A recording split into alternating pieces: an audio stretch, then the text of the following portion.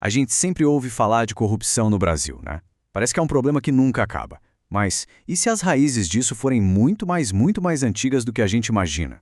É isso que a gente vai investigar hoje, as origens históricas e culturais desse desafio, com base num artigo acadêmico super interessante. Ok, então qual vai ser nosso roteiro? Primeiro, vamos entender qual é a grande pergunta por trás de tudo. Depois, vamos mergulhar na teoria principal, o tal do patrimonialismo. Aí a gente vai ver um debate quente entre dois pensadores gigantes, ouvir uma outra opinião que vai na contramão disso tudo e, no final, amarrar as pontas com 3 pilares que resumem essa história. Então vamos lá. Para a gente conseguir entender o hoje, não tem jeito, a gente precisa voltar no tempo. A pergunta que não quer calar é: de onde, lá do fundo da nossa história, vem essa cultura da corrupção? Pois é, e essa é a questão que mobilizou alguns dos maiores intelectuais do Brasil. Gente do calibre de Sérgio Buarque de Holanda, Raimundo Faoro e Darcy Ribeiro. São as ideias deles que vão ser o nosso guia nessa jornada para entender melhor o Brasil. Beleza, vamos começar pela teoria que, digamos assim, é a mais famosa, a mais influente para explicar tudo isso. Ela vem de um conceito do sociólogo Max Weber. Uma palavrinha que talvez soe complicada, mas é fundamental: patrimonialismo.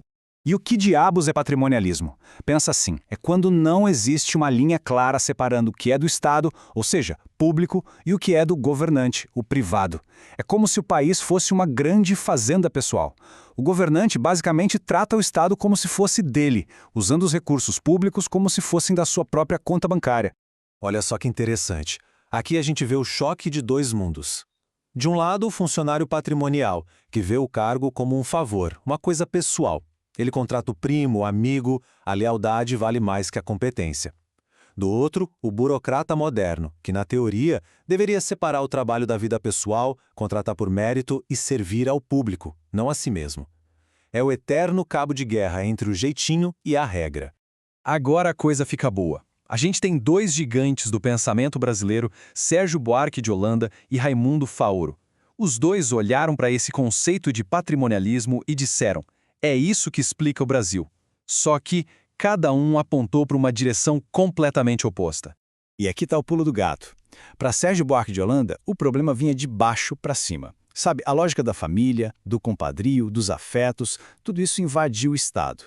Já para o Raimundo Faoro era o contrário. O problema vinha de cima para baixo. Era o próprio Estado, com sua estrutura pesada, que impunha essa lógica sobre a sociedade. A grande sacada do Sérgio Buarque de Holanda foi o conceito do homem cordial. E atenção, cordial aqui não tem nada a ver com ser bonzinho ou educado. Vem de cor, de coração em latim. É a pessoa que age com base na emoção, na amizade, na família. O problema é quando essa lógica do coração vai parar na administração pública. Aí, as regras e a lei ficam em segundo plano. E essa citação dele é perfeita para ilustrar isso. Ele diz que, para o funcionário patrimonial, a política é um assunto pessoal. O cargo não é um serviço, é um direito dele. É como se ele ganhasse um feudo, uma propriedade para usar como bem entender. O bem público acaba virando benefício privado. Agora vamos para o outro lado da moeda. Raimundo Faoro. O alvo dele era outro. Ele identificou um grupo específico, que ele chamou de estamento burocrático. Pensa numa casta, uma elite de funcionários públicos, políticos, juristas, que se perpetua no poder. Essa galera, segundo Faoro, se apossou do Estado e o usa para se manter no topo, como se fossem os verdadeiros donos do poder. O argumento do Faoro é forte. Ele diz que o Brasil, na verdade, nunca rompeu com o passado. A gente simplesmente importou o modelo de Estado de Portugal com todos os seus vícios. E essa elite, esse estamento, comanda o show desde a colônia. O liberalismo, as leis modernas, para ele era só uma maquiagem para esconder que, na prática, o poder continuava concentrado nas mãos dos mesmos de sempre. Ok, então a gente tem o patrimonialismo visto de baixo para cima com Holanda e de cima para baixo com Faoro. Mas e se a resposta não estiver aí? Vamos ouvir agora uma perspectiva bem diferente. Essa voz dissidente é a de Darcy Ribeiro, e ele chega para chutar o tabuleiro. Em vez de discutir o tipo de Estado, ele pergunta outra coisa: para quem esse Estado sempre trabalhou? A pergunta muda tudo. Para Darcy Ribeiro, a conversa é outra. Não é sobre herança portuguesa ou homem cordial. A questão central para ele é a exploração. A história do Brasil seria a história de uma elite que se une para manter seus privilégios, custe o que custe. E para isso, ela precisa manter o povo afastado do poder, da cultura, da própria identidade. É um projeto de dominação, não um traço cultural. Certo. A gente viu 3 visões bem poderosas e diferentes: Holanda, Fauro, Darcy Ribeiro. Como é que a gente junta tudo isso? Bom, o artigo que a gente está usando de base propõe uma forma de conectar essas pontas, criando uma espécie de resumo em 3 grandes pilares. E aqui estão eles. Primeiro, a herança de Portugal, esse modelo de Estado que já nasceu misturando o público com o privado.